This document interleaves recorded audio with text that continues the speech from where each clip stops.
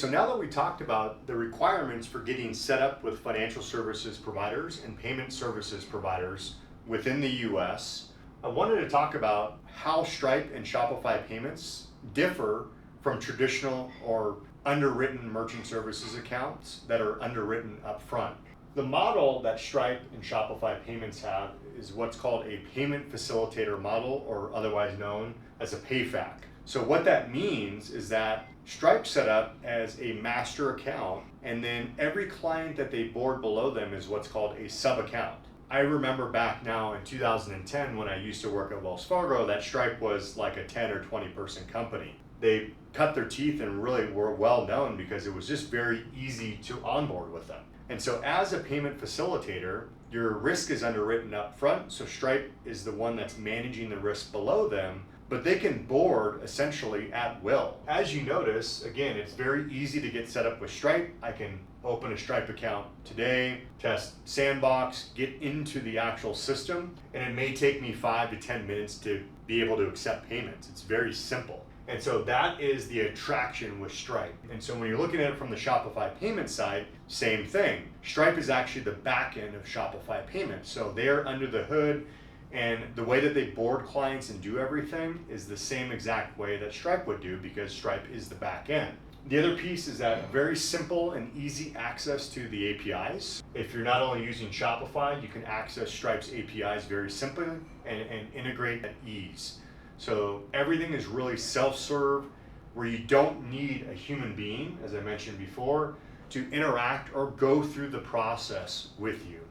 The pricing is very simple. So if you look online, the pricing is as advertised. And so they just charge a flat rate of 2.9% and then a transaction fee as well. And this can vary depending on the region that you're selling from, but if in the US, the pricing is located right online.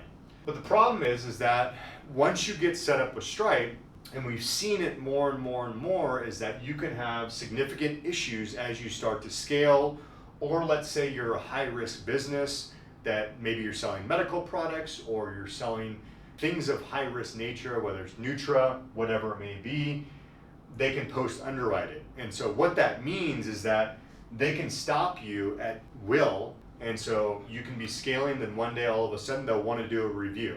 If you're not able to accept payments and all of a sudden you're starting to scale and you have this problem, well, that's a major impact to your business. So we deal with customers that have this issue all the time.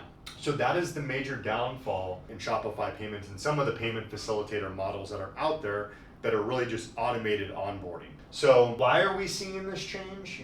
Why was Stripe more reliable before, and why are some people that set up a few years ago able to use Stripe, even if they're in the same industry that you may be and you're being underwritten a bit differently? Well, Stripe is looking to go public, right? And so they're looking to de-risk a lot of their portfolio, and there's banks behind the scenes that are called sponsor banks that support them. When I'm having conversations with clients, I'm letting them know is that what they were doing before with the aggressive model in terms of the startups that they boarded, a lot of drop shipping models or even high risk models, they're looking to really de-risk their portfolio to put them in the best position to not only go public, but satisfy investors.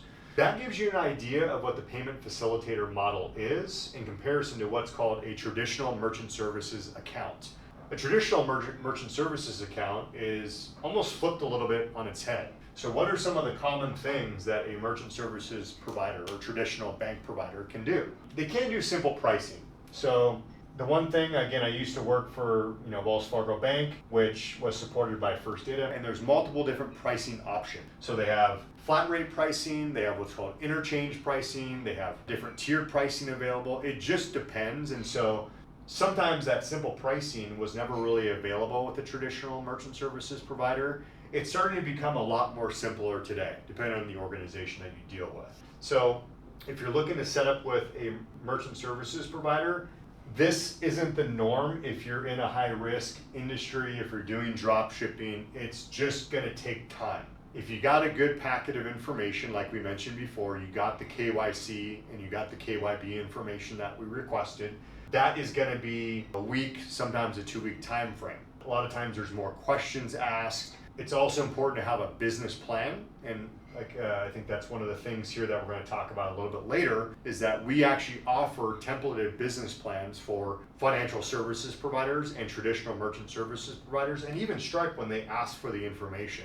Whenever you're opening a business, you should always have a business plan, some type of fundamentals around your business. And we certify and we provide our credentials on that and help you build that business plan out. So they'll want to know, it's not easy and instant, there is going to be some questions, and they're going to underwrite it up front. So no human needed typically with Stripe. Well, you're going to deal with a human being typically when you're working with a traditional merchant services provider. So this here is really not a question. It's going to be a requirement where you'll speak to somebody, or a human being is going to be looking at the onboarding. So the nice thing about this, right, and the reason why a lot of people now are moving to a traditional merchant services provider, or at least have a backup provider beyond just Stripe, you're going to know your terms up front. So if you're working with a Stripe, everything's going to go as normal. You're just going to go and then you're going to process, but you don't know what you're going to hit. You may just all of a sudden get a 15% reserve. You may have a funding hold.